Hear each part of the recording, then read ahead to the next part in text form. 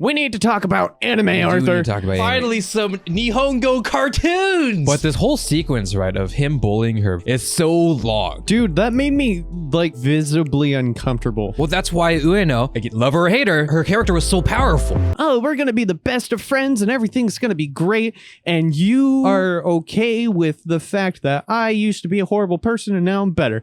Boom. This is exactly what you were doing to this poor girl with every intention on it being hurtful. I'm gonna scream, Zach. Ah!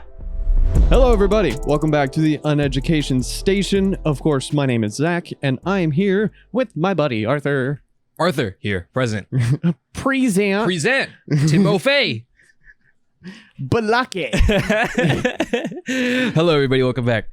Dude, I'm really excited to be in the studio today because we had the opportunity. Why is that, Zach? Why is that? But it's because we had the opportunity to finally watch some of the Japanese animations. Oh, finally some Nihongo cartoons. It's been so long, Zach. When was the last Nihongo cartoon episode? Origaru? Really? Dude, that was so long ago. Oh, wait, no. Demon Slayer Season 2. That's was what it it? was. Oh, yeah. shit. It might have been. Oh, man. That was a lot. No, I feel like we talked about Origaru. Did we? I can't remember. Chronologically, it's just all a mess. But it's crazy. But yeah, it has been a while since we watched some anime, and we finally went ahead and did it the other night. It was last week. Sometime last week. I think it was literally last week. We did it on Sunday, didn't we? No, because that was when all the family was at the homestead and all of that kind of stuff. Yeah, so Sunday. So Sunday night. Or Monday night. Because I drove back from my grandparents. Here. Yeah. Oh. It was a Monday. Nobody cares. Nobody knows the time frame, so nobody cares, Zach. They're like, we don't care. We don't know what these days mean, Zach. They mean nothing. These words you're saying and these dates, they mean nothing. They mean nothing unless you say dates. And I'm not gonna say a date because fuck you. Anyways, I'm wearing my One Punch shirt today, Zach, and I'm really excited to talk about anime today.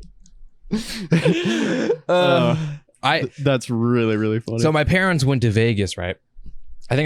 Maybe I didn't because it's been a little bit since we last recorded. My parents, they went to Vegas, and that's why I just mentioned I was at my grandparents' house. I had to watch a bunch of kids, which also how I got this little thing right here, which hurts a lot, which I can't explain or I can breeze over, depends.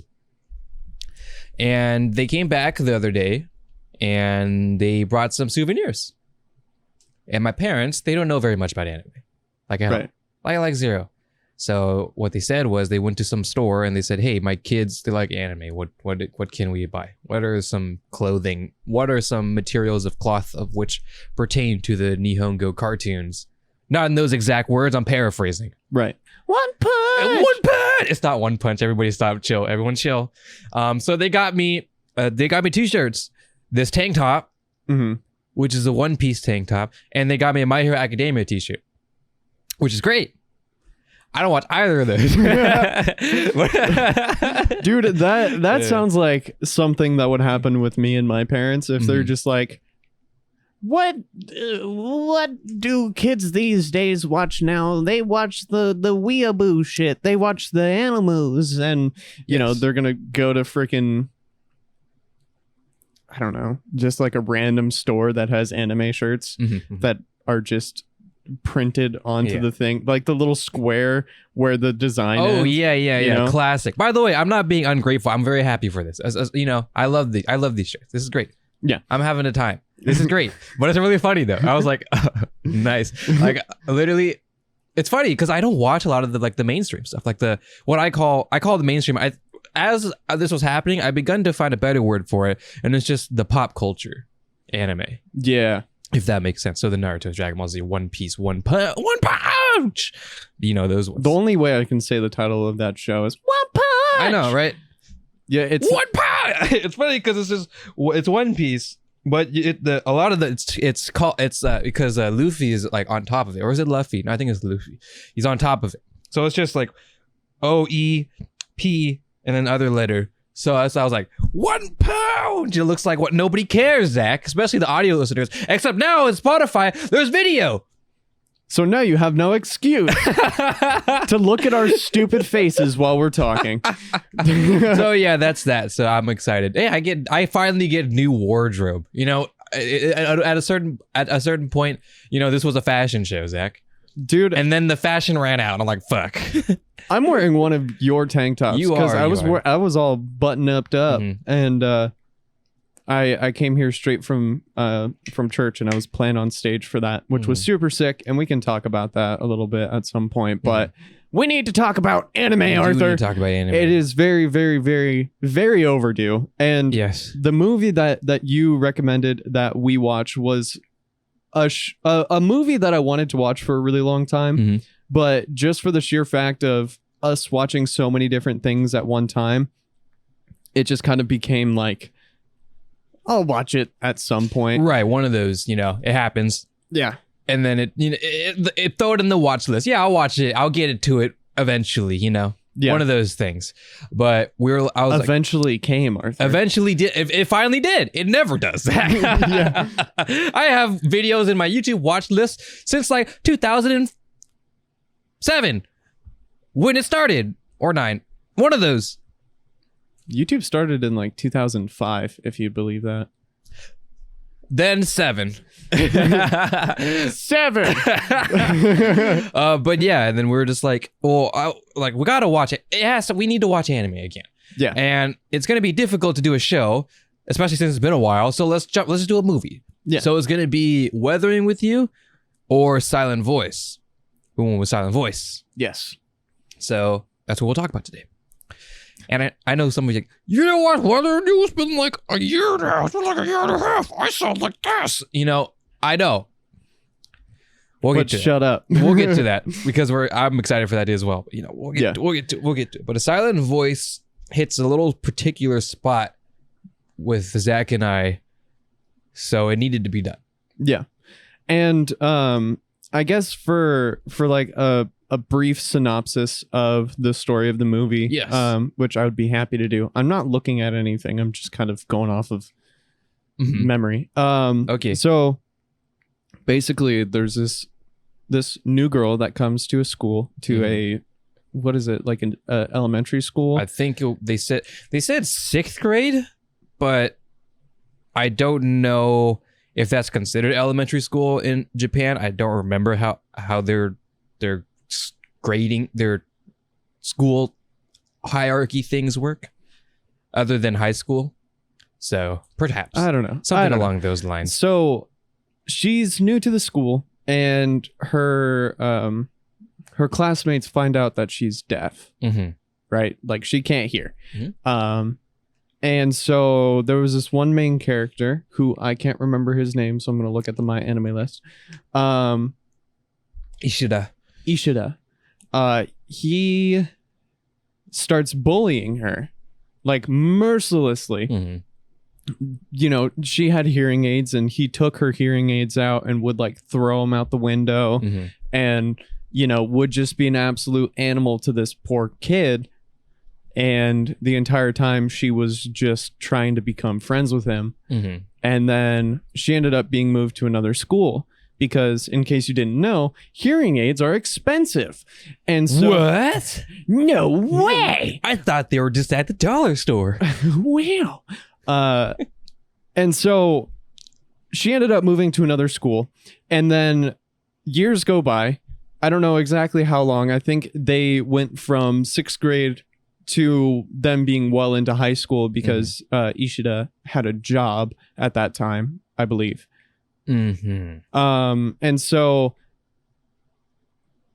basically he makes it like a life goal to make it up to this girl. And what was her name? Nishimiya. Nishimiya. Yes. Yeah. And so that's the story. And then, oh my gosh, there's so many things in this movie. Like the plot makes it feel like it was a 20 episode anime, but it was a movie. Yeah. And it wasn't that long. Yeah. You know? Well, I mean, for a movie, I feel like it was decently long. It was like, what, just over 2 hours? I believe, if I remember correct, about 2.5 hours, 2 hours, 10-ish minutes or so. 2 2 hours? hours and 10 minutes. Yeah. Yeah, I remember it because we were like, that was a long movie. It was like, 2 hours and 10 minutes. But that's because plot things happened. A lot of plot things happen. Yeah, I watched this so damn long ago, and you know, I mentioned this was we chose this movie particular over Weathering with You simply because you and I are familiar with sign language because we took ASL in high school. You did year 3. I ended up finishing at year 2. And around when the movie came out, which would be 2016, that is when I had done ASL year 2. You as well. Yeah. And so I'm fresh off the boat, Zach, you know? Right. I've been in the thing, Zach. I was there. Yeah. Doing the things with the signs and such, right? Yeah. And the learning and the history and getting super involved in the ASL show and everything like that, right? Right. I was there. And then I come across this movie and I know about this movie, but I never watched it or I never went for it. And I was like, I'm gonna go for it. Yeah. So that was me in a prime time of young Anuki being really into deaf culture, right? Yeah. Not like insanely, but very interested because, you know, I loved ASL. It was a lot of fun. So this movie hit incredibly hard for me, and I know it hit incredibly hard for many others, even if whether they know about deaf culture or not. I feel like this movie was more catered towards those who didn't know about it. Yeah. Just in general. But even so, I felt the heavy impact. It at points was painful to watch. Just especially the beginning third of the movie, like the establishing the characters arc, where you were really starting to see just how malicious Ishida was, and just the lengths that he would go to be an asshole to this poor girl. And then as the plot kind of progresses, you're able to kind of find out like what had happened since then and everything like that. And that's why I say it felt like a 20 episode anime, because there are so many different things when it comes to the plot of the movie. Yeah, there are a lot of different sections that happen that you can just pinpoint. Like, I definitely just watched basically 2-3 episodes. Like a little more condensed, but yeah, I just finished an arc, if you will, you know? Yeah. So it was really well done. And so this is based off of a manga, if I remember correctly. Don't think it's a light novel. So, you know, I don't remember how many volumes there were, but if it's based off of a manga, then you only have so much to play around with if you're doing a movie, right? Yeah. And we mentioned before, and I think in the Violet Evergarden episode, that what Kyoto Annie does really well, and what I love about Kyoto Annie is that they handpick their projects. You know? That ends up doing so much in the means of they are doing it out of, it's basically a passion project for them. And so you get a chance to really see what projects they are really, really excited about and are willing to invest time and money into, like Violet Evergarden, like A Silent Voice. And obviously it worked. Like all of the passion project Kyoto Annie animations that I've seen have been absolutely amazing. And so the fact that they handpick the stories that they want to tell really makes sense, because they are so good at storytelling that even if it was not the best story, they could make it super good anyways. Because they are just absolute badasses. They are the aesthetic studio. It's just what it is. Like, everything about Kyoto Annie is like super aesthetic. The way their art style, their character designs is super aesthetic. Like it's so weird because it's like, it's really, I don't know how to explain it other than like really kind of cartoony, but at the same time, it's like, look how, like, it feels really cartoony the way their character designs are. Like, especially in the face. Yeah. Although when you look at the full character model, you know, it's like really, you know, it's very human. It's fantastic. But there's something about the way that they draw their faces, especially the eyes. It feels very fantastical, like very fiction. but it's so pretty. It's so super aesthetic the way they do it. I love it so damn much. And that's why every single AMV editor nowadays, they do Kyoto Annie AMVs because it's like super fucking aesthetic, you know. As long, I mean, well, if they're doing like cutie ones, they're doing super edgy ones, and that's different. But you know, there's a dichotomy of two different AMV editors in my head. There's a super kawaii, wholesome side with super cute music and stuff, and there's the edgelords. Yeah, good for y'all. But I really love the character designs, and it's like, yeah, even if it's like not necessarily the greatest story in the world, it's just so pretty to watch. Yeah. Like, oh man, shout out, Hibike Euphonium, not Euphoria. We're not going to talk about that. Hibike Euphonium, which is a band anime that I talked about, which is by Kyoto Annie, and then we got a season 3 that just got announced yesterday. I'm so excited. That's really exciting. That's so exciting, Zach. Oh, man. But yeah, Kyoto Annie's just goated. And I have so many studios I love, and it's hard to pick my favorite because they're so good. Right. It's like picking your favorite. You have a top 3 flavor. You have a top 3 type of cookie, Zach. Yeah. You have to pick which one's the best. But they're winning by like the thinnest margins, the thinnest pube hairs, Zach. That's how much they're winning by. Chocolate chip, the double stuffed fudge, the sugar cookie. The sugar cookies with the little Hershey Kisses on top of them. How could you pick, Zach? How could you pick? I'll just eat them all at the same time. I'll sandwich them. The both worlds. You know, why not? Yeah. That's how I feel about my studios right now. Right. Because they're all so good and I love them, and they all have my favorite animes in them, and so it's hard to pick. But I really want to say, after watching Violet Evergarden, Kyoto Annie has to take the crown. They have to. There's no way that you don't. But oh man, but yeah, it's tough. And I think another thing that Kyoto Annie does very well is their sound design. Not only their sound design, but also the way that they orchestrate their animes, because they don't make it blatantly obvious, but if you're listening for it, you will hear a lot of ambient sounds, a lot of, you know, just very, very small, minute details that you don't think about unless you're looking for it. But it ends up adding that texture where it feels like you're there, because you'll hear, you know, the horns of the taxi drivers who are just driving around. You'll hear birds chirping when you're in more of like a forested environment. It just ends up getting you so much more immersed into the story that they're telling. And they do such a fantastic job of doing it without it being so jarring that it ends up, you know, like taking away from it. Right. What Silent Voice does, if I remember correctly, the OST does not have very much like classic anime, like slow piano type stuff. There's probably here and there. But what I found that stood out to me the most was their ambient sounds, which was like these kind of, maybe they were a piano, but it was like in reverse. It was like, it's hard to replicate, obviously.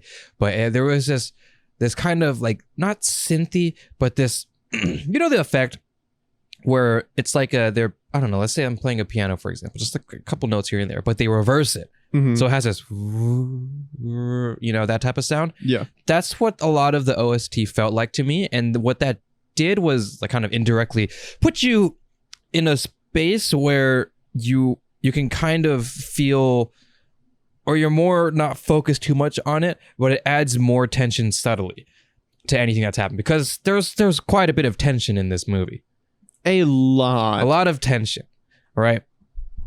And it kind of like singled you to just really focus on everything, and then it gave you the ability to understand when things were high, when things were low.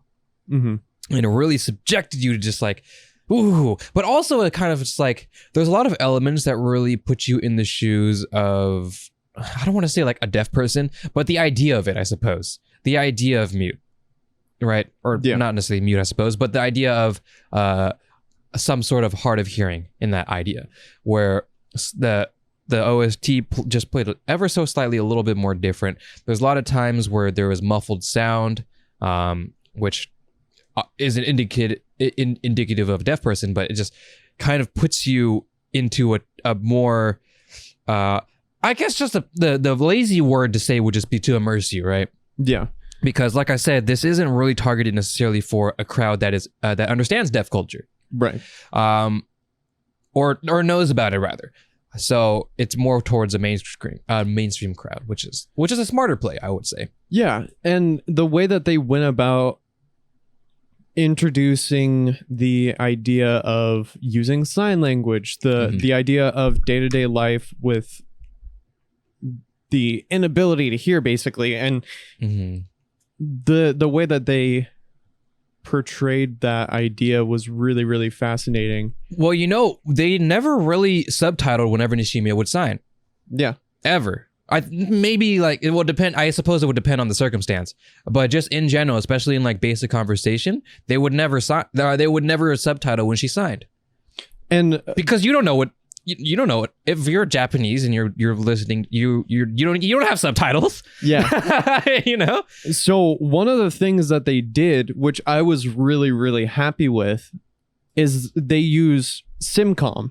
So basically, you're signing and talking at the same time. Yes. So they were able to make it so that you could understand what was going on without them having to like narrate what they were saying or put in subtitles or anything like that. Which, by the way, is very hard to do. When I sign, so when you when you do that, you're supposed to speak the actual sentence. Yeah. You don't like break it into you don't say what sign you're doing because it's in different order. You're like, store I go. No, do you?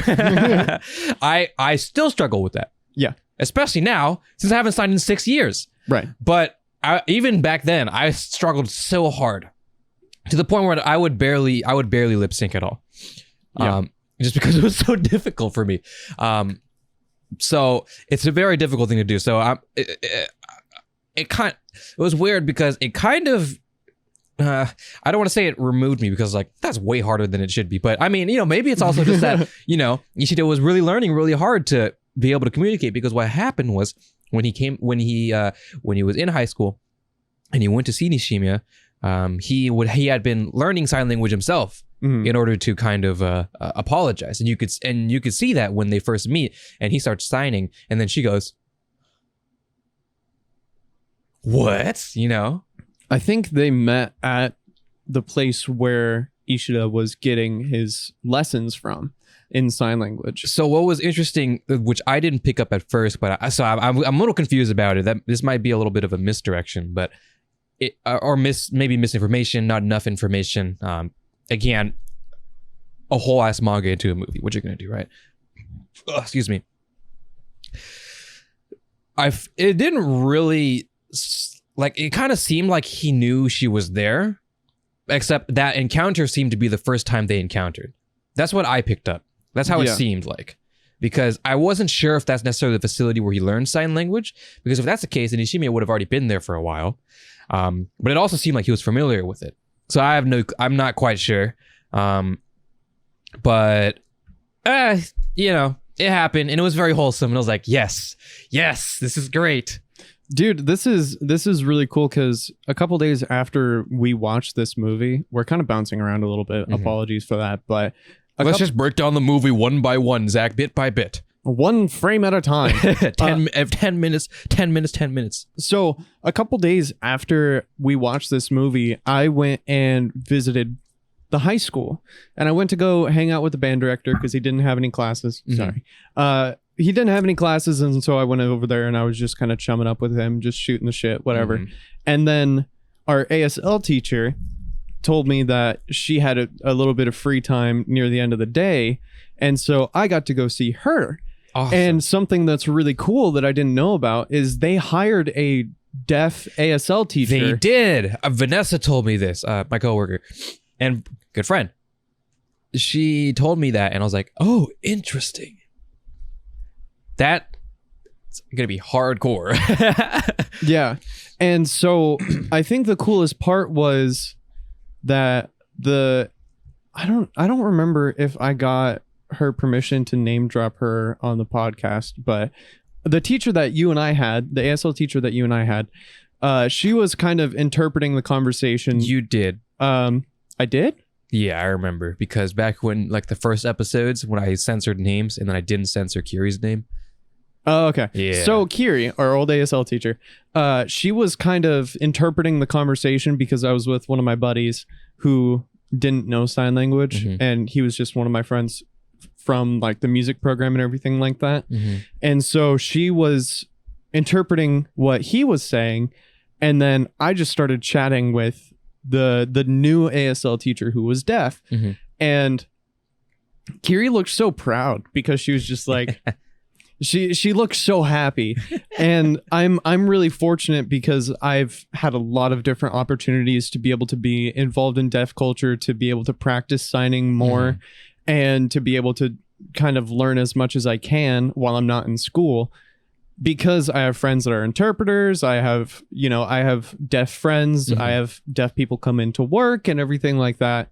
And so I'm able to kind of at least flex the muscles every once in a while, so that I've been able to retain a good little bit of it. And so it was really crazy just kind of seeing how fast I just like switched into it, because I had taken it for 3 years, and then, that was 5 years ago. Right. So, yes. Excuse me. I'm ashamed to admit that I forgot a lot, but it's hard, right? Because, I haven't done it in 6 years, and you don't do something for 6 years. It kind of happens, right? What are you going to do? You're no longer going to be a goat. I wasn't even a goat to begin with. I was struggling hella, but I mean, I think you held your own. I think I did. I did hold my own, and that's the best way you can describe it. But I enjoyed it. Obviously, it was a lot of fun, right. And I enjoyed the culture, and I enjoyed learning about it. But man, I encounter a tangent, I know, but there's so many times where I would have to sign at work because I deal with a deaf customer, and I'm like, okay, all right, and it's very simple because we're at a bubble tea place. We have letters and numbers to order, so it's just like a number one, with a something like that, right? Yeah, simple, very simple, very simple. So I try, but I know there was one time, and this is not indicative of what happens. I'm pretty sure they're all very nice, but one time I was signing, right?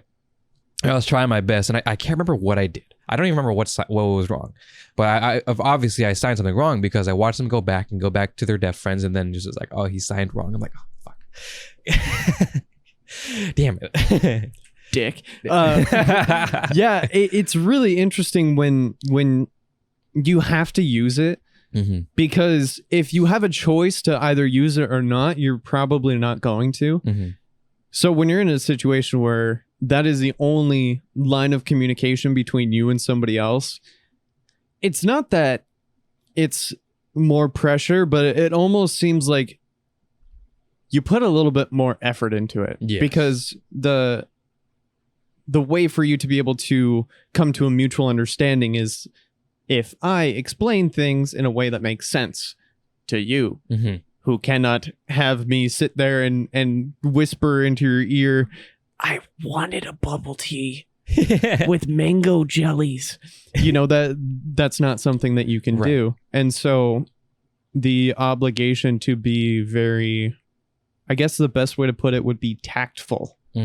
With the phrasing that you use, the wordage that you use, the signs that you use, everything like that. Oh yeah, I have to claw and scratch and claw at every single thing I have, to get it out, and it works, and 9 out of 10 times it's fine.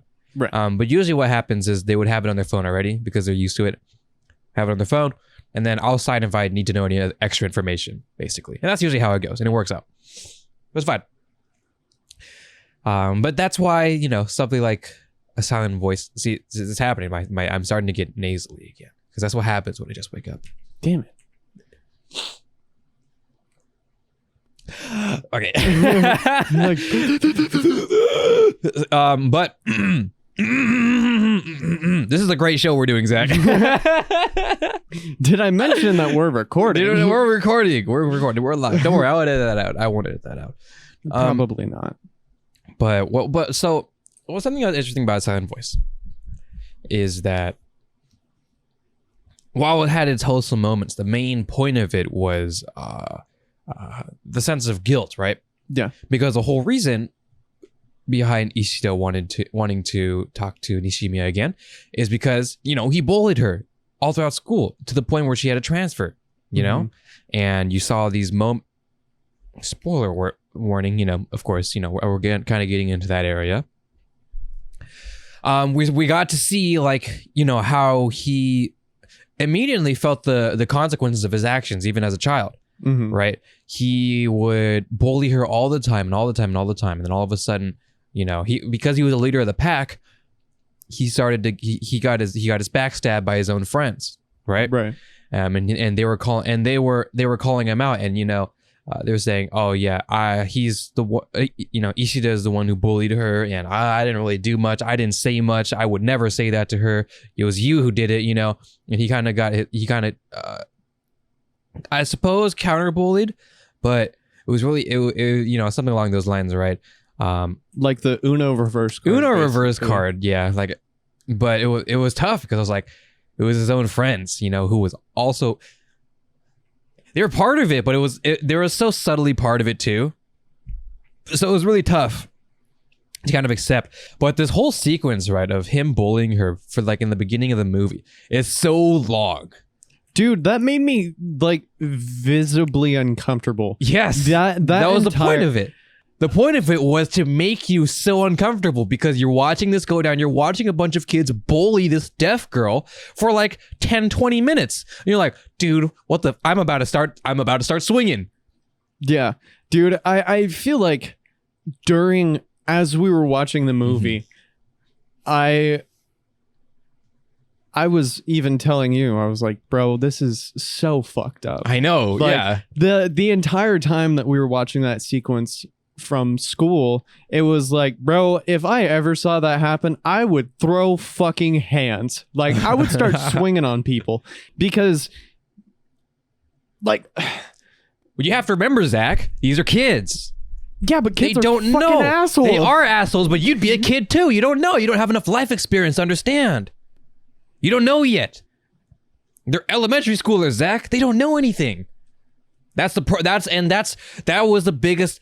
Like, after watching this another time and understanding more now, I get it, you know? I mean, obviously, it's like, oh, they're kids, they'll just bully. No, that's not what I'm saying. What I'm saying is that they don't know, they don't understand. And what was the problem was that dumbass teacher who didn't do shit. Yeah. Fuck you, fucking miscellaneous teacher. Fuck you, bitch. And in the end, it sounded like he was trying to get some retribution because when...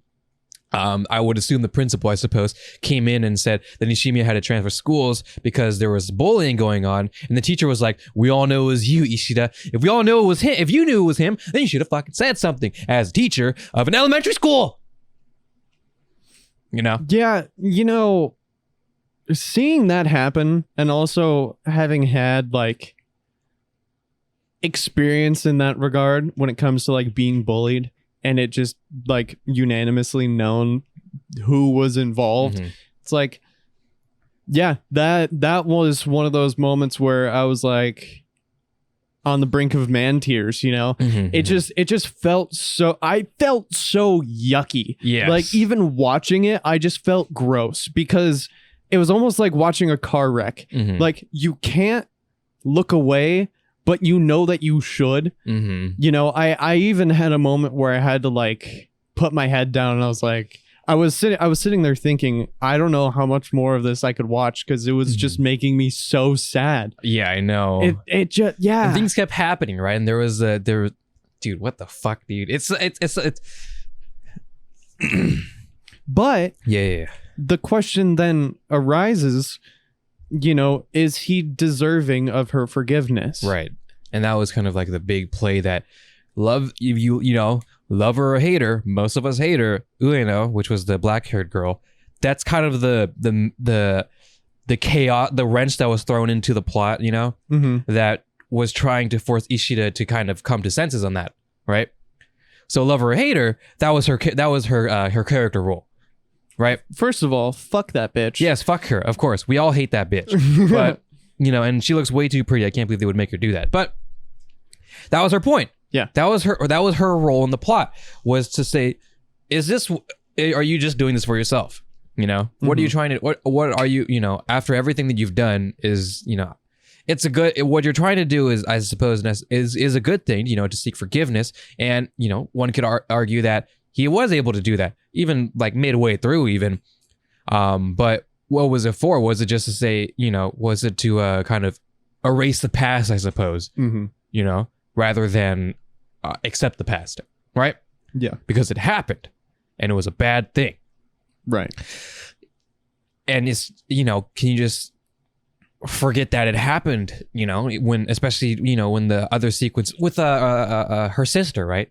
Oh, yeah. Nishima's younger sister, who would have to see her come home every time, you know, bullied, wanting to die and stuff like that, right? All these tough things, and that's what the sister wanted to get at too. The same role, right? Are you just doing this for yourself? What are you trying to get at? You know? Right. And one of my favorite things is they really drove home the duality between wanting to do it for yourself and wanting to do it for the other person who's involved. And they did such a fantastic job of showing the way that Ishida was just eaten away at by this guilt. And once he had learned how horrible the things that he had done were, you know, he actually felt guilty for it, and he wanted to make up for it. And so you're kind of walking that fine line where you're watching the main antagonist become one of the main protagonists and watching them grow and develop as they've gotten older. But also at the same time, he was a little asshole when he was a kid. And I mean, you know, time heals all wounds, as the adage says. But was he worthy of being forgiven? That was kind of like what was. I think a lot of us as viewers already wanted to forgive him, especially midway through, like I said. And I think a lot of us understood that he wanted, or that he suffered this guilt for a very long time. The problem then becomes, how do I solidify that as evidence, right, to the people around me, to show that I have changed, I do mean well? How do I prove that? Is it to just be friends with Nishimi again, the girl that I bullied? So am I just using her to prove that I can get along with everybody else again? Right. That I belong with everybody else again? Right. By using her? I love how you're gesturing like she's like itty bitty. but that's she is very precious. But that is a good point though. Like, are you just using this person as a way to kind of tell other people, like, see, I'm a good person. This person that I bullied for you know, months and months on end, to the extent of where she wanted to go to a different school because her parents couldn't afford the hearing aids that I kept throwing away. You know, like, is it that, or is it the fact that he has become a different person and he wants to make up for the horrible things that he's done? And so that idea of the morality and the intent behind the things that he was doing, I think that was a really interesting balance that they had, because it was kind of juggling between the two. Well, that's why Ueno, again, love her or hate her, that's why her character was so powerful. That's why I love characters like her. I mean, I don't like her, but her character, she's a little bitch, but her character. Oh shit! Why? What was the name of the older sister in Origawa? Oh, Haruna. Yeah, it's the same type of idea, except different, because she's a queen, and we love her. She's a queen, yeah. But she kind of, yeah. In her, they were kind of like, they played the same role. Yeah. Just very different sides of the spectrum, right? Where, yeah, she kept throwing chaos, but it was for purpose, right? It was for a meaning. It was that I want you to understand I want you to look at the bigger picture of what the hell you're trying to do. Yeah. That was the rule. And, you know, it's in classic story writing, Zach. You hate this bitch Ueno because they wrote her really well. Yeah. She's, you know, you're like, oh my God, our gender equality is bitch so fucking hard. Oh my God. Oh man, she's done for. If I see her on the street, she's done for. Oh, I'm sorry. That was perfect. Like that's that's the entire time. But that's good. They wanted that. They wanted that reaction. They created that character. They created perfectly. that character so that every time Ishida or Nishimiya or something like that, character development would happen. They were going good, but then she pops up and reminds Ishida of his past, of what happened, the consequences. It reminds him that you can't just erase the past. Right. That was the point. You know, the duality between what was her name? Yuno? Ueno. Ueno? Ueno. Ooh. Ooh. Ooh. Ooh. We were looking. And no. Yeah. Okay. Ooh. Oh. Ueno. You no. You a bitch. You are. You a bitch. Okay. I think it'd be funny if under her name it just said supporting bitchy character. Supporting bitch. Supporting bitch. Yeah.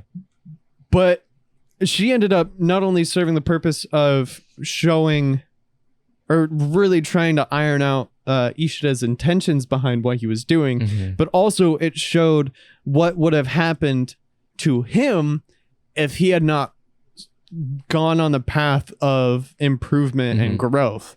Because Ueno,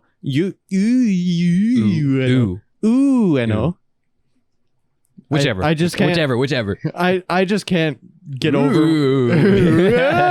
Ooh, I bet. Ooh, I know. She kind of represented like what would have happened to Ishida if he hadn't had tried to change and hadn't tried to grow and mature. She was an immature bitch. But you know, that idea of if you wouldn't have done the things that you were trying to do right now, this is where you probably would have been. And she was just a bitchy asshole character. And it was written so well because I just wanted to punch her in the mouth. You know, because she beat up a deaf girl for no reason. As, you know, like almost an adult. Like, fuck you. Yeah. And she was like, what are you going to do? Apologize to me some more? And I just wanted to, I wanted to throw a chair at this girl. Like I was sitting in my office chair in my kind of gaming setup. And I was just sitting there watching and I wanted to get up and throw my fucking chair at my monitor. Like I was so mad just for the sheer fact that Ueno, she was just such a bitch and for no good reason, just because she was like a shitty person. And it just kind of made me angry. Yes. It made me very, very, very angry. I don't know why I said angry. Because I say angry a lot. Yeah. It's happening, Zach. Oh God. You're angry. But you're rightfully angry. You're rightfully angry. But that's why her character was great. Oh, it was written beautifully. It needed to be there, you know? Because it's not like it has to be a hurdle that he has to jump over. It's not just we're gonna make friends and this is gonna be great. Easy peasy. This is just a straight road, downhill slope. We're just gonna walk down it. It's gonna be chill. But it's not. It can't be. It's a roller coaster. It's a roller coaster. Ishida can't be forgiven so easily, basically, right? Yeah. It can't. That can't be that. Then what's the message? I did bad things in the past, but I'm just gonna, forget about it and we'll move on. Right. My fault. And I think the fact that we all unanimously hate Ueno is a perfect example of how beautifully she was written as a character. Because if you can have such a visceral reaction to a character to the point to where you fucking hate them with every ounce of your being, that character was written amazingly. And her purpose as a character, like you had said previously, was to kind of throw a monkey wrench into everything that was going on, because everything seemed all hanky-dory and happy and, you know, oh, we're going to be the best of friends and everything's going to be great. And you are okay with the fact that I used to be a horrible person and now I'm better. Boom. This is the reality of the situation. This is exactly what you were doing to this poor girl, with every intention on it being hurtful.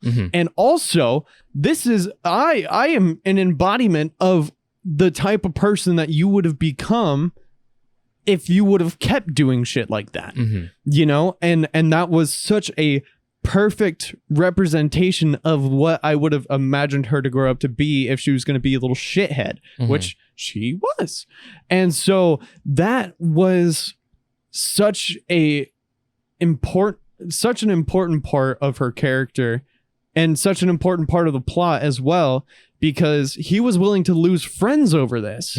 You know, like he was willing to change the course of his life forever, just because he felt this moral and like this moral obligation to try to not only make up from his past, but grow from his past. Well, you can't do something bad, go to a different country, change your name, right, and pretend like it never happened. That guilt's going to eat you. Right. And also you'll end up in like federal prison or something. Right. Yes. Because you'll get found out. But that, I mean, maybe you didn't, I don't know. Maybe you didn't do anything necessarily that bad. She's just, I don't know, just something kind of yucky. You're like, oh, shit. Yeah. Moved to a different city. That didn't happen. Yeah. And it's interesting because I've ended up going down like a true crime rabbit hole where I've just watched a bunch of stuff about true crime stuff. And I've seen cases of people who would change their name, move to another country, and then eventually the word would spread, and then they would find out, oh, this is the Dude Bromance. And you know, if your conscience wasn't killing you, then it would have happened. And once people found out that Ishida had been bullying Nishimiya. Nishimiya. I am so bad with names in general, but when they're in a different language, it makes it's harder. It's all good. But you know, I lost my train of thought because I was watching you play with true crimes. So once people found out that Ishida was bullying Nishimiya, and people were like, wow, how could you? You're a horrible person. And all he was trying to do was not let that be the definition of who he was anymore. And, you know, there was that whole scene where there was an entire group of people who were around him who were just walking away from him. Yeah. Because they had, you know, the beans had been spilled.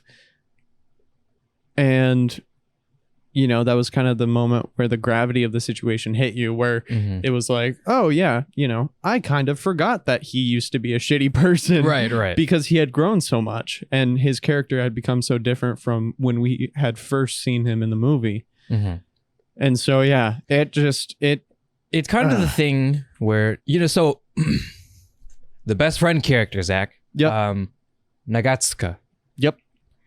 So what was fascinating about this character was not only how goofy he was, but also how he kind of played the role of, okay, so there's this kind of idea where Ishida blocks off everybody in his life and there's X's over everyone's heads. I completely forgot that was a thing until you mentioned it. Right. So he blocks everybody out of his life that he chooses who he wants to block people out of his life. Obviously, like his family and stuff aren't X'd out, I suppose, right? Yeah. And that was kind of the symbolism, the motif behind that metaphor of that symbolism. All those three things mean the same thing under this context. Use them all anyways. And Nagatsuka, I don't know where the implication is, was the first one to drop the X. Yeah. Because he was kind of in a similar boat. kind of no friends, not necessarily ostracized, but no friends, you know. And he had helped him with, his bike being stolen, right? And it was a simple act, but it was an act that meant a lot to him. And they became friends. And it was great, right? What's fascinating about this character in general was that he didn't know his past at all. And even coming to know it, he still did his best to forgive Ishida. But what that ended up being, or what that ended up doing, was that he became a character kind of like us, where we don't know, we kind of just forget about the past. Don't worry about the past. It never happened. You're a good person now. But the past still happened. You know? You can be a good person now. He is a good person now. Ishida is a good person now. And that's what Nagatsuka was. He was a character who doesn't know the past. And he meant every single goodwill and understood every single good thing that Ishida was able to accomplish after the fact. Right. But he still didn't know what happened before. And he cannot have that context. He doesn't have that context to color his impression of Ishida. That's who that character was. Right. Very fascinating. It was very fascinating to see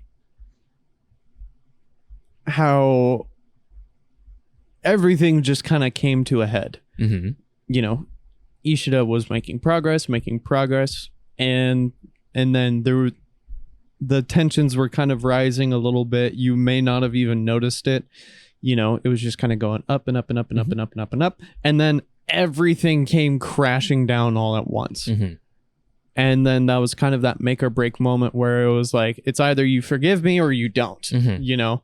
And for the people who didn't know, who had seen how much he had grown without that context, like you were saying, you know, that just absolutely like decimated everything.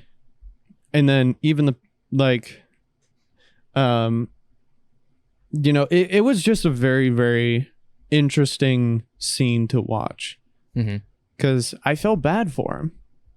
You know, like I felt bad that he had tried so hard to put something behind him, to the extent of him going and learning another language and seeking out the forgiveness of the person that he had bullied. And then all of these people who were outside of that, you know, they were the people who were the most affected by it by that point. And so that was definitely a very interesting thing to watch, just as a spectator, right? You know, because we knew everything. Yes. And we knew, subconsciously or not, that something like that was going to happen. You know, like something there. I didn't think that he was going to be able to keep that secret for long. Right. I don't think anybody did, but you know, and anybody who's watched a movie or two knows that, yeah, that's not going to last forever. Everybody's going to find out at some point, right? Right. That's just going to be how the cat's going to be out the bag. He did this bad thing. The way they did it, I'm sure this is a sense of we're reaching the end of the movie. We're running out of time, and we have to cover a lot of the manga, like right now. Was what was her name? The blonde hair with the glasses, right? It's not immediately here. Let's see, because I would like to get this right. Here we go. Kawaii. So it was very random. Like they were at the front door, or they were at the door of the classroom, and then she just kind of got emotional because what was it? She thought that Ishida was trying to I can't even remember, because that's how weird it was. That's how random it was. I think it was that she thought that he was trying to leverage her or something like that. I don't know. But then it came to be found out that I think Ueno was telling Kawaii to forgive Ishida, and that's why she opened up to him. Yeah, I believe that's what went down. But at that door of the classroom, she just kind of got emotional and offended for like really easily, and then started just yelling that, guys, can you believe this? Ishida used to bully a girl. And I was like, all right, come on now. That was kind of fucked. Come on, you didn't have to do that. Like, fuck you, dude. What? You didn't have to do that. Come on now. Why you gotta do my boy dirty like that? I understand. Yeah, it was probably definitely a case of just like, shit, we're like an hour and a half now, but so that ended up ostracizing everybody again. And then he would kind of pull himself to keep hanging out with Nishimiya and her side more with Nishimiya and Yuzuru, which was her sister, hanging out more and more and more, getting to get accustomed with their mom again. It was cool. It was great, But what Nishimiya ended up understanding was that he was showing up way too often. Why he is the boy that I love, but this is a bit different. This is a bit odd. And what she came to conclude was that it was because of her existence, he is being ostracized. And that is why the sequence happened where she wanted to, if she had disappeared, then he can go back to living the way he would if she hadn't came in the first place. And thus the sequence of when she went to jump off the balcony. Right. Oh, wow. I forgot that fucking scene existed too. Because like I had said before, that guy is motorcycle cool. That nobody heard. Yeah, you didn't hear a motorcycle went by. There's, like I said in the beginning, so many things happened that I kind of forgot about a lot of the stuff, like her jumping off the balcony. I forgot that was a thing. And then that goes into the conversation of like mental health struggles and everything like that. And I feel like we could have an entire 2 hour long conversation about that in and of itself. Right. Because you know me, that's something that, I unfortunately am very knowledgeable about. And so that is something that I have a lot of opinions about, and that could just be an entire podcast episode. It wouldn't be a very happy podcast episode, but I feel like that's something that we could sit down and talk about forever. But to get to just kind of I guess paraphrase the 2 hour long conversation that this would lead to. The fact that she felt like she was a burden was really, really, really saddening to watch, because all she was trying to do was live her life. And then all of these problems were coming up and coming to a head as a result of that. And she was trying to forgive Ishida because she knew, I feel like she knew that he was a good person. Yeah. And so, well, when they were younger, she kept wanting to be friends with him. Right. She had no problems, right? With like, I'm sure she had problems with the way he acted towards her, but in general, she was a kind person, and we obviously saw that. And immediately, she knew the intention that Ishida was looking for, whether he knew the intention or not. Right? Right. And that was kind of the hardest part, is that she just wanted to forgive him, and that just made me really, really sad to see how much she was affected by everything that was going on. And, I can't believe that she thought that it was her fault. And I mean, I can understand being in that moment and being like, all of these things have happened to someone who I really care about and someone who I love because of me. But I guess the context of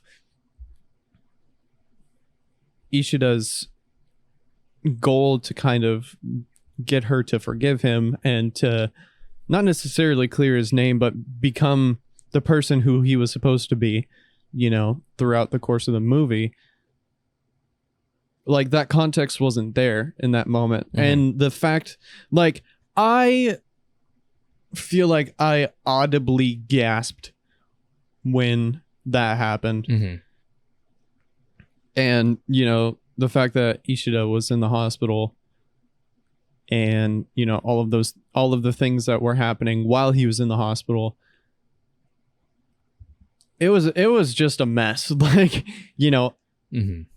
we had this whole intervention type thing where everyone in the group found out about Ishida's past, and then Nishimiya she ended up going down a pit, and then Ishida saved her, and then he ended up in the hospital. And then, you know, all of these things started happening in the last like 20 minutes of the movie. It was like snowballing to the point to where, you know, they could finally become friends again, or they could finally become friends, and like all of this stuff finally resolved. But yeah, there was a lot happening. Yeah, there was a lot happening. If I had to sum it up, Zach, and this is what I had told you after we watched the movie, was that although, bear with me here, although in the beginning of the movie, right, where it had that title card, right, where it's like a rated, whatever it was, I can't remember. PG-13. Nice. Great 13-year-old movie. It was, by the way, although I was 16. You know, I had like fear and I think depression and suicide, right? Something along those lines. Those Netflix tags or whatever. What was fascinating, Zach, was that suicide, you know, obviously you would think that's going to be the big one in it, right? That's going to be a pretty big one, but it wasn't. What was the everything surrounding it. The guilt and the result and the consequences. What happens when something like this happens? That's what was the important part to me. Because I am not someone who experiences that personally. Right. I have not. So for me, this is an example of how this is exactly how I would imagine it would go down if this is the course of action that someone would choose. Chaos happens. Pointing fingers at each other. Pointing fingers at our own friends, at each other. You know? This is what would happen. Things would start to fall apart. Things would start to break. You know, whose fault is it? Is it my fault? I shouldn't have done this. I shouldn't have said this. And these are the type of things that you kind of look over when you're in that mindset. The result, because when he had saved Nishimiya, he had fallen off the balcony himself into water, but I'm sorry, life is not like Minecraft. You're going to die if you land straight into water from like 20 stories. Right. You know? Well, I guess he didn't die, but took quite a hit, didn't he? And I assume he went into a coma for probably a week or a couple weeks or so, right? That if he went into a coma for, let's say, 2 weeks, that's a long 2 weeks for everybody involved. It's a very long 2 weeks, you know? I mean, except for him, because I'm sure that it was probably... I'm sure he just went, closed his eyes, woke up. Oh. Yeah. But for everybody else, right? And you're talking about, that sequence where that's when Ueno started, like, beating up Nishimiya. Because she was angry. I'm sorry, that was the wrong time to use that word. But you're like, why? What? That was some dumb shit. It was some dumb shit. But nobody is thinking right now. Nobody knows how they feel. They're upset. They're pointing fingers. You did this. I did this. You know? And that's why she was so upset. And then her mom comes in and starts beating her up, which is kind of, you know, kind of funny, but you know, because she was mad, and then Ishida's mom comes to break it up, and it's like this whole sequence. What is happening? What is happening is a bunch of people that are confused. They don't know how to feel. Nishimiya feels like it's her fault. Ueno is upset because she doesn't know where to project her anger. Nishimiya's mom is upset because she needs to protect Nishimiya, but she doesn't know where she lies because she hated this kid at a certain point in time. And her mom comes in as like this layer of like this kind of like, I don't Ishi's mom, that is, comes in as this kind of how do I say it? This character that holds so much of the story, but she, as a supporting role, hasn't really done much. Right. But she has definitely a lot to build in. I mean, in the beginning, right? When Ishida was doing all the things, they're saying all the hearing aids were expensive. Ishida's mom got mad, had him come with her to apologize to Nishimiya and her mom. And then they backed off for a bit. And they came back and saw that his mom had gotten a little bloodied up because he had ripped her earring out to help pay for the hearing aids, as well as going to the bank. And Ishida saw this, saw her mom take out a massive bank loan of some sort, or something like that, right? Mm-hmm. A lot of money, a big lot of money. I think it was like over 1 million yen. Probably something along those lines. I don't think it was quite that much, but it was a lot of money, right? Especially for someone who, and I could imagine probably was in a not making a lot of money in that household, right? Mm-hmm. So it was like, fuck, dude. And in the end, there was a sequence where Yuzu, which was the younger sister of Nishimiya, was bowing her head down for forgiveness, which is something, a dogeza, which is something that you do in Japanese culture. Kind of prostrating yourself, as you will. Mm-hmm. Head down, asking for forgiveness or whatever. Right. And their mom did it too. And then Ishida's mom is just in this moment of like, don't do this. We don't need, come on now, guys. But it's weird because she endured so much, but she's remaining as level-headed as possible. Her own son is in the hospital right now, and she's like, this strong woman who's just like, independent woman. She knows, she's like, everything is going to be okay. It's all good. Everybody relax. But she's, I'm sure she's hurting internally. Mm-hmm. One of my favorite characters of all time are mothers, or those who play a mature character to a younger. I was going to say cast, not necessarily cast, but to the younger characters. Like one of my favorite characters from my favorite anime, March Comes in Like a Lion, you hear about all the time, is Akari. Which she's like this older sister who has to play like this mom character at a very young age. And also Sanai, I think is her name, the mom in Clannad, which you're going to find out soon. And she is one of my favorite characters of all time. And she doesn't show up very often, and when she does, it's very funny. But she plays this really important, she does a very important thing near the end, which I'm obviously not going to say, but I was like, oh man. And that is one of my favorite moments in the show. One of my top moments in the show. Happy or sad. It's up there. Because I'm like, I'm going to scream, Zach. Ah! Thank you for not doing that into the microphone. Of course. But hopefully the compression would have knocked it down. Probably wouldn't have. But that's what that character... That wouldn't have happened in my ears, though. There's no compression in the ears. Yeah. Post-processing is a wonderful thing for you guys, but Yes. it is definitely not a fun time here in the studio. Yes. Anywho. But that's what that character was. And that's why... That's like... Man... But that's what I'm... that was a very long-winded explanation. Just kind of go with like... Nobody knows what the hell to think right now. Mm-hmm. I don't know if I'm upset. I don't know if I'm sad. But this is all in the context of... this is all because of what happened. Right. It's consequences. Result, guilt. And that was kind of a nod to the very beginning. Guilt. From Ishida. Now it's guilt from everybody else. Pointing fingers. But is it my fault that this happened? Everybody had a slice of the cake of this happening. Right. So who's the biggest at fault here? There is no answer to that. But luckily, towards the end, they were able to kind of figure it out. And that's good. And although Ueno was who she was, she played still a character that could be forgiven. Right. At least by Nishimiya. Maybe not by the audience necessarily. But after I watched it a second time, you start to think,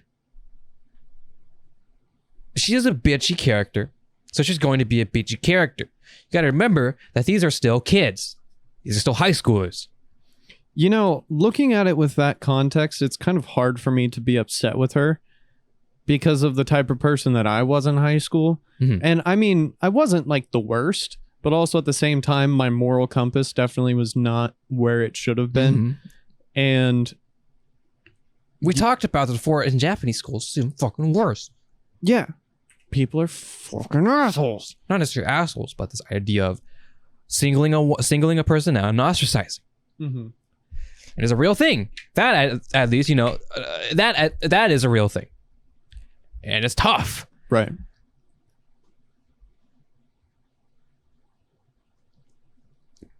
But towards the end, you could tell that she cared. Right. Because she signed Baka to her. So she had to learn that. Yeah. To sign Baka. I think she did this. I think was it did they do a BK? Yeah. I don't know. I thought it was an H, which confused me, but maybe it was. I can't remember. Baka. It would make more sense if it was a B. But I mean, they have different, But that is meant Japanese. That Is Japanese sign language similar to American sign language? I mean, they have their own differences. I mean, this was friend. Yeah. When friends like this, right? Yeah. Damn it! I missed when you signed it because I switched over to me and I was. They said they signed this Yeah. as friend, like you, me, friends. Yeah. But I think this is friend in ASL, right? Yeah.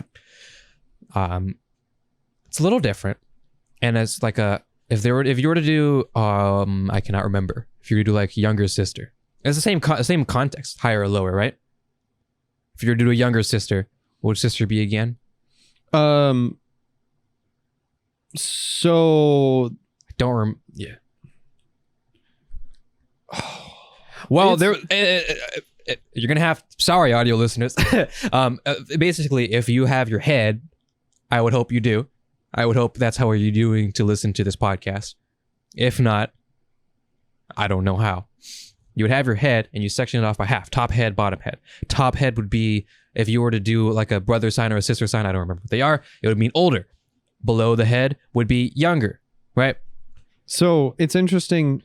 Sorry. Because I'm pretty sure in American Sign Language, it's a similar like line. Yeah. But top is boy, bottom is girl. So sister and then brother. That's what it is, right? And then like a female cousin and then a male cousin. Right. That's right. Yeah. That's right. And but if you were to signify younger, though, younger. Maybe I can't remember either. I mean, if you don't know, hell, I would know. So I guess what they would do is they would. So in Japanese, I cannot remember if it's similar, but yeah, they had that for that. So I think, I mean, I could be wrong. Maybe this is what I thought. So this would be I guess, right? Mm-hmm. The finger spell for I. And she kind of did this motion. Yeah. Like a downward type of thing. But it's funny because this is shrimp in language. Was I, and their younger sister means imoto, so it would be like this. So I was like, oh, look at that. That's fascinating, But they do have a lot of different things, and it's like it's as we know ASL, right? But I feel like both of us were subconsciously trying to figure out what they were signing every time. It was weird. It was very weird because it's like. But you don't know. It's like someone speaking with like a super strong dialect. It's like someone who's like a diehard Aussie coming over. We're speaking the same language, but what the fuck are you saying? What the hell are you saying? It's kind of like that in a way. So, but yeah, I just really love the fact that they didn't subtitle it. I thought it's just perfect because no fucking shit we wouldn't be able to know what they're saying because the general audience doesn't either. That's the point. You don't have subtitles in real life. And also, I think that was a really good representation of the communication barrier as well, because they were able to really, really show how difficult it was for Nishimiya to communicate with anybody. Mm-hmm. And that was fucking cool because we learned about it a lot when we were learning and studying about deaf culture. There's that sense of like being ostracized because you can't communicate with anybody. And it just turns into this really, really interesting conversation. And I love the way that the way in which they address that. Mm-hmm. Well, do you know how many like Hollywood style movies or TV shows where they would sign and they would show the subtitles of what they're signing? Yeah. Why would you do that? You just defeated the purpose. Why didn't you just cast a normal speaking someone who isn't deaf? Right. Instead, right? Why did you cast someone who was deaf? What was the point? Right. Why did you go through that trouble? Right. And I think the voice actress for Nishimiya did a pretty good job with her voice. Yes. because she definitely had to have a lot of references, a lot of like she had to have, like, because you can't just like, because when you're deaf, they do, you know, they can't hear themselves, Zach. You can't hear yourself. It's kind of hard to speak, Zach, right? Masai Hayami, fantastic Seiyu, by the way. Right. Fantastic. We love her. It's basically like the equivalent of me trying to talk and trying to communicate with no if this was like super noise canceling, I turned off the audio in my headphones. I see, yeah. And so you could only hear like the reverberations going on in your head. And so it's a very interesting idea to just kind of hear that vocalized. And I've heard it before because I've been around a lot of deaf people. Like very fortunately, I've had the opportunity to do that. But yes, but even then, you grew up being able to speak and be able to know how you sound. You need to train your throat and your mouth to make sounds. They don't know what that is, so they do that. You know, the throat training and stuff, right? Yeah, and the mouth and stuff to kind of replicate what it would sound like, the feeling of what it would sound like. But you don't have a final result. You just have someone say that was pretty good. Yeah, was it like or, I mean, I'm sure it was great, but is it like, you know, right? Native non-deaf person good, you know? Right. That's the hard part. How are you ever going to know? You know, it's really interesting because one of the volunteers at the shelter that I work at, she is deaf and she has cochlear implants, and she was never taught sign language. And so that ends up going into a whole nother debate that you and I have talked about extensively when we were in high school. Yeah. It's just you know, the idea that people would be willing to get their children cochlear implants and then never teach them sign language and force them to speak. It's like, I would imagine it's a bit different these days because there's a whole, I mean, you know, cancel culture definitely helps, you know, but I mean, I wouldn't know, but yeah, that's a different one. It's a fantastic movie. I was trying to figure out where I wanted to go with that. You know, it's one of those movies that really makes you do the big thinkies. Yes. It's one of those movies where you're kind of able to look at it from so many different perspectives, and you're able to take what you want from it and then kind of move on with your life. Yeah, well, it's a movie you can rewatch and think about it differently. Think about it each time. No matter how much you hate her, you rewatch the movie like, okay, what kind of character was Ueno? Okay, let's do. I'm gonna bite my tongue and let's go for it. You know? Yeah. And what kind of character was she outside of being a massive bitch? You know? You know? Yeah. It's a movie you can keep rewatching, right? Figure out different things, but that's what. I mean, I hate saying this, but that's what we said before, right? Where it's just like a movie that doesn't make you feel a sort of range of emotions is not a good movie. Right. Or, I mean, it could be a good movie, but it's like, what kind of movie is a movie that makes you fucking angry? Not necessarily by, like, I mean, you can get angry at a bad movie, but you can also get really angry at a really good movie. Because it's just written so well. Right. And it's a type of movie where I imagine you go into the theater and watch this, God forbid, because I don't know if I could I keep my composure, but I imagine, I mean, I could be wrong, but I imagine the theater experience of watching this movie, and it's just like, you go and you watch it, and Uno is doing her bitchy things, and nobody is like getting angry. Everybody's just silent. Everybody is just like, is this really fucking happening? But it's this tension that makes you like, I want to keep watching. I'm not going to stand up in my seat and throw my popcorn at the projector because I'm a psychopath who likes to break immersion. Sorry. But or I'm not going to sit there and joke and laugh like a little middle schooler while we were in the middle of watching freaking Josie the Lion and the Fish because, you know, that's totally a horrible thing to do. I don't know why anyone would do that. I'm still upset about that, in case you couldn't tell. You know, I just imagine it's like, yeah, it's just dead silent as things are happening, right? You're just like, or not necessarily you don't know what to say, I suppose. Mm-hmm. You don't know to get angry. You don't know if you should like shout. You don't know if you should rally the audience to like start screaming at this character. Everybody just wants to like they're at a loss for words. It's like, is this really happening? But it's so compelling that you want to keep watching. Right. And then when you and I watched it together, I feel like I did this. I can't remember exactly if I did or not, but I muted my mic and I turned on my mic to be like, is this bitch fucking serious right now? Yeah. and then we went back to watching the movie completely like exactly the same as it was before. But that moment where I was like, I swear to God, I will fucking throw hands. This chick is literally going to make me commit a felony. Like that type of visceral reaction is so impressive because it takes a lot to get people angry. Like genuinely angry. Yeah, genuinely. Like, actually, like, I am going to remove any morals that I have learned up until this point to serve justice on this bitch, right? Yeah. Like, I am totally... This bystander walking by me right now down the street, I'm projecting my anger onto this small child. I'm sorry, child. Bam! You were just had to catch it. I apologize.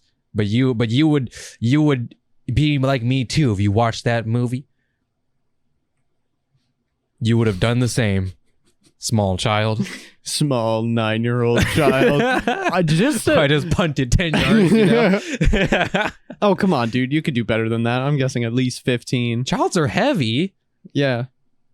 Children are heavy, Zach. The children's do not be light. What we're saying, like, you can be mad or you can be angry. There's a difference. You can be angry, Zach. There's a difference between angry and angry. Yeah. Like the fists have came out, Zach. You know? Like, I am this angry. I'm balling my fists. You only see this in TV shows when they're like, Yeah. But I'm doing it because that's how my body I need to put these fists onto some sort of object right now, whether they're living or not. I need to forcefully break an inanimate object so that I don't break someone's nose. Right. That's the type of anger that this movie brought to you. That's the type of angy that this movie can do to you. Because especially when you take this idea and show it to someone who has had a lot of time and experience and learning involved with deaf culture and, the idea of, don't be a fucking asshole.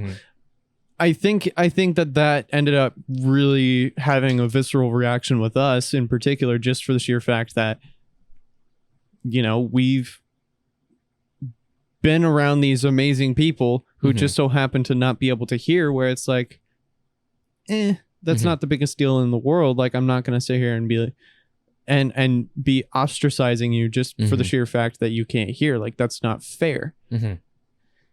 And you say that as adult.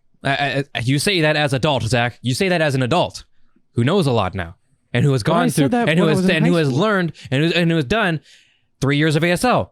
Right. And I'm not even talking about deaf culture at this point. Just ostracizing someone, right? Right. It's just that this is gonna sound horrible, Zach, but it's something that may or may not happen naturally. As one may be difficult to communicate to just in general. Maybe it's a transfer student of some sort. Right. Of like a foreign exchange student. Maybe, something like that. Right. Where it's just really easy to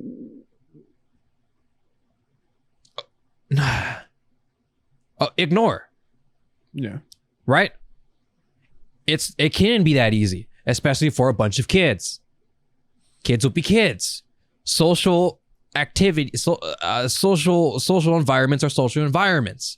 Things move, the decisions are made. And kids can be absolute assholes sometimes. Yes. Because they don't know. They haven't had an opportunity to learn that moral fine line between right and wrong. And that's not necessarily entirely the kid's fault, but also at the same time, it's like, bro, I would think that you would know better, but also at the same time, They don't. And that's the hardest part. The hardest part is that you kind of have to realize they aren't looking at this from the same perspective you are because they've been on this planet for 10 years and they haven't had to pay a phone bill, you know, like they haven't had to take SATs and all of that kind of stuff, you know, like they haven't had to. They don't have any weight or value yet. Right. They haven't had to apply for a job. Multiple times. Multiple jobs. I worked in freaking Tigard for almost a year because I couldn't find another job that was closer. Angie. I am Angie. Emotional damage. You know, I don't know like a wholesome way to end this episode. Just because like it's hard to find a way to wrap it all up in a little bow because we did talk about stuff that's kind of like sure. Dark. Well, what I can say is that as someone who was in that time, because I would have been a high schooler as well, figuring myself out, understanding my location in this vast thing called fucking high school. And I watch a movie like this and I watch anime and I start to think that it's okay to be different. It is okay to not care too much. And it's okay to experience all these sorts of complex emotions because life is going to throw random shit at you. Right. And life is going to throw hurdles at you that you have to jump over. You can't just smooth it out. And that's what this movie was about. Bars. What this movie did for me as a younger person, as young Anuki Zach, was these things happen. And it's just not a great thing for anybody involved, but it happens. Right. Nobody wants to be in the butt end, and frankly speaking, many times people just end up being in the front end. But it still happens. Right. And what that taught me was that life fucking sucks, but you keep going and you figure it out. You know? Nishimiya lived her life. Ishido figured it out. In the end, it took a while. It has to take a while. Right. It took even longer in the manga. Right. Yeah, and I think watching this as an adult and kind of thinking back at high school, I cared way too much about things that I was in no control over, you know? And so just this idea of trying to control things that were not affecting you, I guess. So like, you know, the happiness of this random person who has nothing to do with you, who's just around. Like, you have no obligation to interact with this human being, but you decide to do it in a negative way. Fuck you. But you are in control of the way that you present yourself and the way that you choose to interact with other people. And so, I mean, you know, as I've gotten older, and it's really interesting because we are far enough out of high school where we're at the point, you know, we're adults. Yeah. You know, like I still feel like I'm a child. It still feels like the summer of 2018, but you know, I just have a beard now. Right. But, you know, the way that I've learned how to interact with the people in the world around me has changed tremendously. And I feel that it has changed for the better. And you know, I live by two very simple rules. My life rules, life lessons with Zach. Treat people how you want to be treated. And don't be a fucking asshole. Live, laugh, love. Live, laugh, love. Lobster? Yeah, it's a great movie. You should watch it, even if you got to this point and we spoiled everything. Well, I mean, here's the nice thing too, is that we didn't really talk about the scenes very much. It was mostly how certain things in the movie were affecting the characters. So Sure. you can go back and watch the movie and still enjoy it. I agree. You can still go back and watch the movie and then kind of think about what we said Mm-hmm. and think about the movie in that light. It's a great movie. It's a very thinky movie, like you said. It's a great adjective. But yeah, if you enjoy this and you want to watch the movie, do so after subscribing and liking this video. We have links in the description, socials, and Patreon if it's ready, coffee. It's all down there. We appreciate your support thus far. And we look forward to watching more anime and talking about more anime in the future. Hopefully it happens more often. Woo! You know? Whether it's their full episodes or just, just bring it up here and there. Yeah. And I know that you're always like, make it brief, Zach. We got to end the episode. Yes. I don't know. Be good people. Enjoy life. Enjoy anime. Watch the movie. Mm-hmm. Have a good day. Eat your Wheaties. Yep. Goodbye. Peace.